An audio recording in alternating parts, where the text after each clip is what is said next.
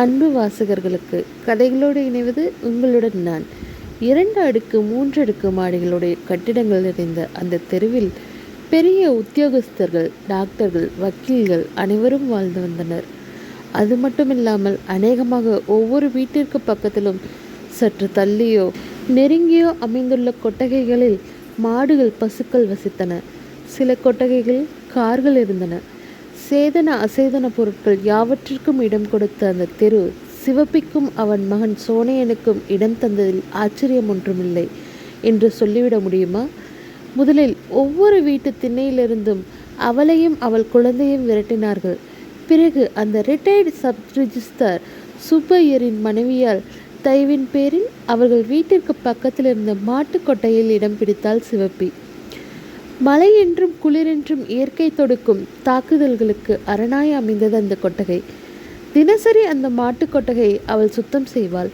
அவள் படுத்துக்கொள்ளும் இடத்தை அவள் சுத்தம் செய்து கொள்கிறாள். அதற்கு காசு கொடுப்பார்களா என்ன? பகல் பொழுதெல்லாம் இடுப்பில் பிள்ளை சுமையுடன் அந்த தெருவின் கோடியில் உள்ள விறகு கடையில் அவளை பார்க்கலாம். விறகு சுமை கிடைத்துவிட்டால் பிள்ளை சுமை இறங்கிவிடும். அவன் கையில் காலனாவுக்கு முறுக்கை வாங்கி கொடுத்து அங்கேயே மரத்தடியில் குந்தி இருக்க சொல்லிவிட்டு ஓடுவாள்.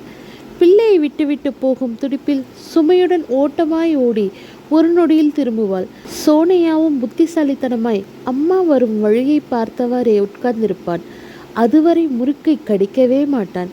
தாயை கண்டதும் ஒரு சிரிப்பு மலரும். அவளும் ஓடி வந்து பிள்ளையை தூக்கி முத்தமிடுவாள். தாயுள்ளம் அந்த பிரிவை கூட தாங்க முடியாதது என்பது அவள் தவிப்பில் தெரியும். கையில் உள்ள முறுக்கை தாயின் வாயில் வைப்பான் சிறுவன். அவள் கொஞ்சம் கடித்து அதை எடுத்து அவன் வாயில் வைத்து, நீ தின்னடா ஐயா என்று சொன்ன பிறகுதான் தின்பான். விறகு சுமை இல்லாத நேரங்களில் கடை தெருவில் சென்று கடைகளில் தானியம் புடைப்பாள். மாலை நேரத்தில் அந்த பெரிய தெருவின் ஒரு மூலையில் மரத்தடியில் 3 கற்களை சேர்த்து அடுப்பு மூட்டி சோறு சமைத்து தானும் தன் மகனும் உண்டபின் மாட்டுக்கொட்டையில் வைக்கோல் பரப்பில் நித்திரை கொள்வாள். அந்த தெருவில் எல்லா வீட்டுக்கும் அவள் வேலை செய்வாள். அதிலும் சுப்பையர் வீட்டுக்காரர்களுக்கு அவளிடம் தனிச்சலுகை. அவளும் மற்ற வீட்டுக்காரர்களிடம் செய்யும் வேலைக்கு கூலியாக காசு பெறுவதுண்டு. சுப்பையர் வீட்டில் எப்பொழுதாவது அவர் மனைவி கொடுத்தாலும் கூட வாங்குவதில்லை. அவள் செய்யும் வேலைக்காக மீந்து போன சோறு, கறிக்குழம்பு வகையறாக்கள் அவளை சாரும். சுப்பையர் வீட்டில் அவளுக்காக கேட்டு வாங்குவது மத்தியான நேரத்தில் ஒரு குவளை சோறு வடித்த கஞ்சி மட்டும்தான். அந்த கஞ்சியில் அவளுக்கு அபரிவிதமான சுவை. சுப்பையர் வீட்டு கிராமத்திலிருந்து நெல் வருகிறது. நல்ல வீட்டு அரிசி, பச்சரிசி கஞ்சி மணக்கும். அவளுக்கு குடிக்க குடிக்க அது இனிக்கும். எந்த வேலை எப்படி போனாலும் 10-11 மணிக்கு ஐயர் வீட்டு வாசற்படியில் தகர குவளையும் கையுமாய் வந்து நின்று விடுவாள். சுப்பு ஐயர் திண்ணை அருகே ஈசி சேரில் சாய்ந்திருக்கிறார். கையில் உள்ள விசிறி லேசாக அசைகிறது. திண்ணையில் தகர குவளையின் சத்தம் கேட்கவே ஐயர் நிமிர்ந்து பார்க்கிறார். அடியே, உன் ஸ்ரீகாரம் வந்திருக்கா பாரு. சுப்பு ஐயருக்கு சிவப்பியை பார்த்தால் கொஞ்சம் பிடிக்காது. மனைவி அவளிடம் பிரியமாய் இருப்பதே அதற்கு காரணம். தனது வெறுப்பை எப்படியெல்லாம் காட்டிக்கொள்வார். என்னடா பயலே, வயசு 4 ஆகுதுன்னு இன்னும் என்ன ஆயி இடுப்பு விட்டு இறங்க மாட்டேங்கிற? நீயும் போய் விறகு தூக்குறது தானே? எப்போ பார்த்தாலும் சவாரிதான். நாளைக்கு நடந்து வரலன்னா உன்னை என்ன செய்கிறேன் பாரு என்று வேடிக்கை பேசவே சிவப்பி மகிழ்ந்து போனாள். ஐயர் தன் பிள்ளையை கொஞ்சி விட்டார் என்ற நினைப்பில் சோனையாவை முத்தமிட்டாள். அதற்குள் சுப்பு ஐயரின் மனைவி உள்ளே இருந்து கஞ்சியில் உப்பை போட்டு கலக்கி கொண்டே வந்தாள். திண்ணையோரமாய் ஒதுங்கி எட்டி நின்றவரை புடவையை சேர்த்து பிடித்து கொண்டு சிவப்பி கையிலேந்தி நிற்கும் தகர குவளையில் அவள் கஞ்சியை வார்க்கும் போது ஈசி சேரில் சாய்ந்திருந்த சுப்பு ஐயர் நிமிர்ந்து உட்கார்ந்து கூர்ந்து கவனித்தார். கஞ்சியிலிருந்து ஒரு பருக்கை விழுவது தெரிந்ததோ போச்சு, அவ்வளவுதான். ஐயர் வீட்டு அம்மாள் இருந்த இருப்பு இந்த கஞ்சி தண்ணிக்கு கூட வக்கில்லாமல் அவன் அப்பன் அடித்த லாட்டரியும் வம்ச பரம்பரையாக குளமுறை கிளர்த்த ஆரம்பித்து விடுவார். என்னடி அது லொடக்குன்னு கொட்டிடுதே? என்ன புருவத்தை உயர்த்தினார். அம்மாளுக்கு எரிச்சல் பற்றி கொண்டு வந்தது. காட்டுடி ஐயர்கிட்ட, கொண்டு போய் காட்டு, கையை விட்டு துளவி பாருங்க. இந்த ஆத்து சொத்தெல்லாம் கொண்டு போய் கொட்டிட்டோன்னு இவர் துப்பு கண்டுபிடிக்கிறார் என்று இறைத்து விட்டு உள்ளே போனாள். ஒன்றுமில்ல சாமி, வெறும் கஞ்சி ஆட. என்று அதை விரலால் எடுத்து காட்டி தூக்கி எறிந்தாள் சிவப்பி. அடி அசடே, அதை எரிஞ்சிட்டியே, அதில் தான் வைட்டமின் பி இருக்கு.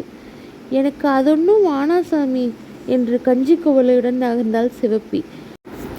அவள் போவதையே பார்த்து கொண்டிருந்து விட்டு ஐயர் தனக்குள் சொல்லி கொண்டார். கஞ்சி தண்ணியை குடிச்சிட்டு என்ன தெம்பா இருக்கா, அதில் தான் சத்தெல்லாம் இருக்கு என்று முனகிய பின் உரத்த குரலில், அடியே இனிமே சோத்தை வடிக்காத, பொங்கிடு, அதில் தான் சத்தெல்லாம் இருக்கு, உடம்புக்கு ரொம்ப நல்லது என்று சொன்னார்.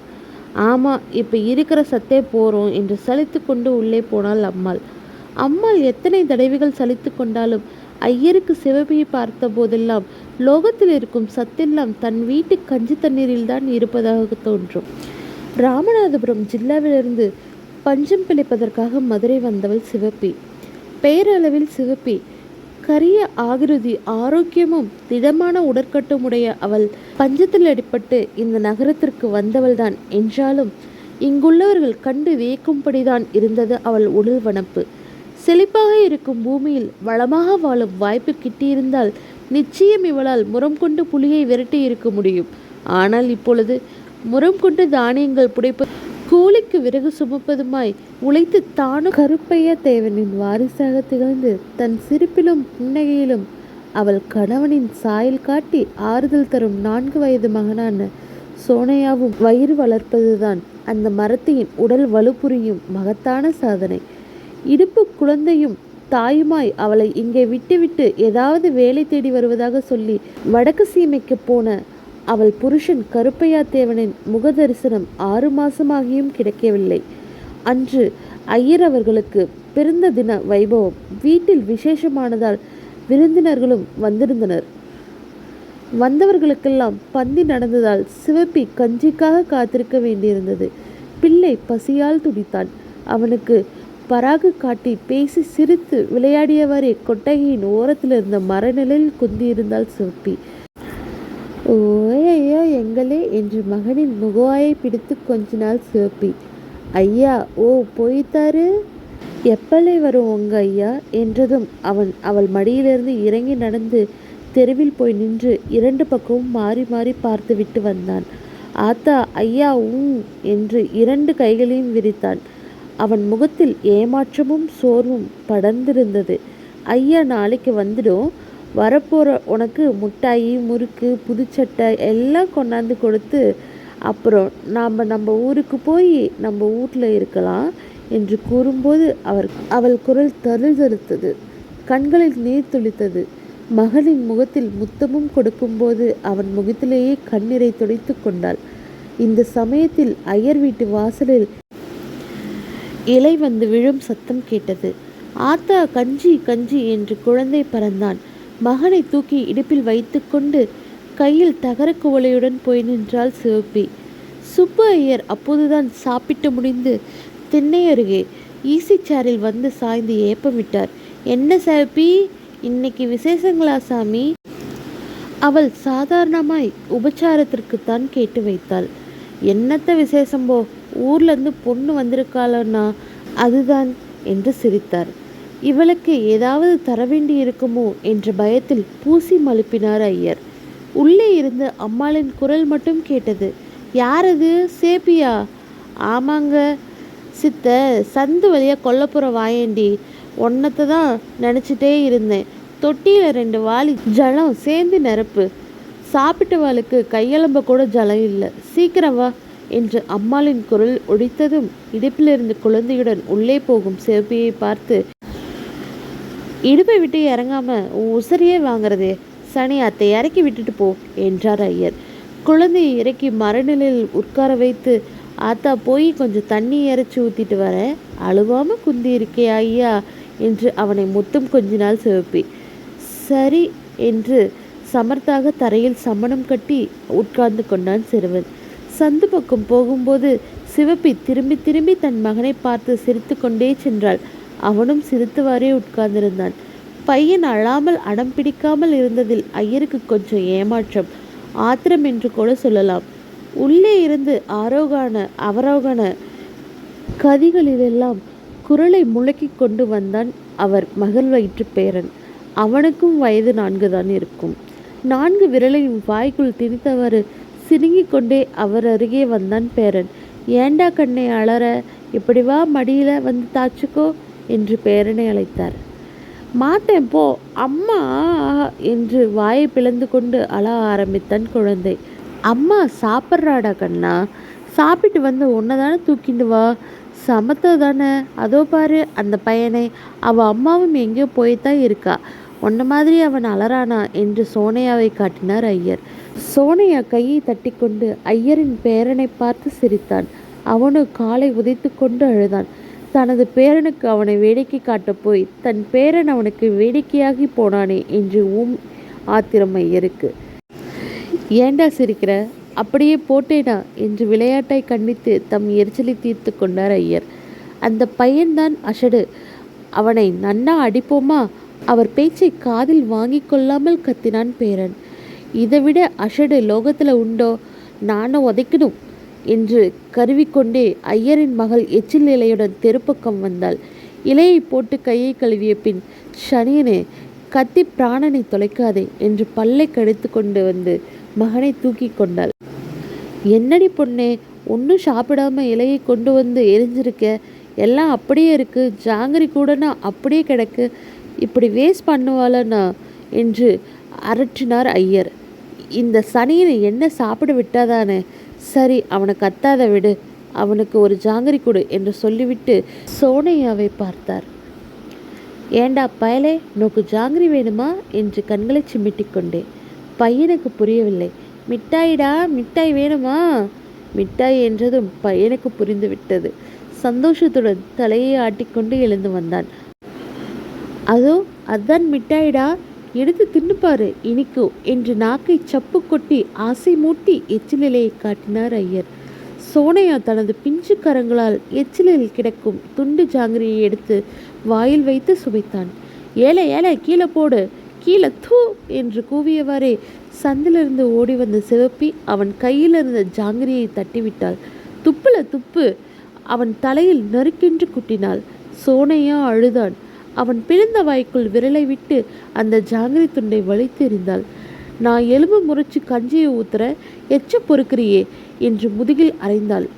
குழந்தைய அடிக்காத சேப்பி என்றார் ஐயர்.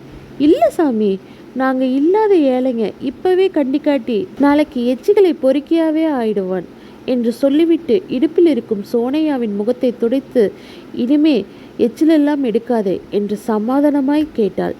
பையன் விம்மிக்கொண்டே ஐயரை காட்டி, சாமி சாமி தான் எடுத்து திங்க சொல்லுச்சு என்று அழுதான். சிவப்பிக்கு உடம்பு பதைத்தது. கண்கள் சிவக்க ஐயரை பார்த்தார். ஏன் சாமி, உங்கள் பிள்ளையா இருந்தால் சொல்லுவீங்களா? உங்கள் எச்சி வசதியாக இருந்தால் உங்களோட என் பையனுக்கு ஏன் அதை தரணும் என்று கோபமாய் கேட்டாள்.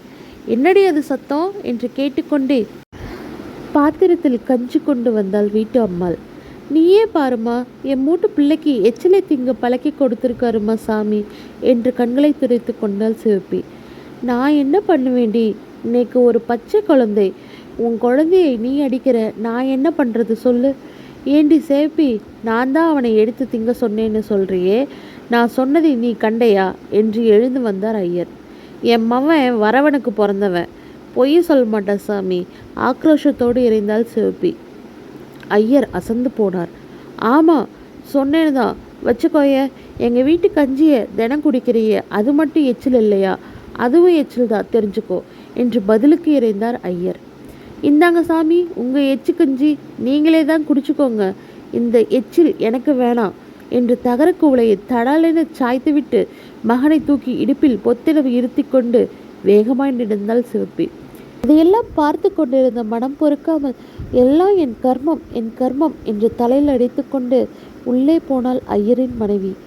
உள்ளே தோட்டத்தில் தொற்றி நிறைய சிவப்பியின் உழைப்பால் நிறைந்திருந்த தண்ணீரையும் பாத்திரம் நிறைய அவளுக்காக எடுத்து வைத்திருந்த சோற்றையும் குழம்பையும் பார்த்த அம்மாளுக்கு கண்ணீர் கலங்கி போயின.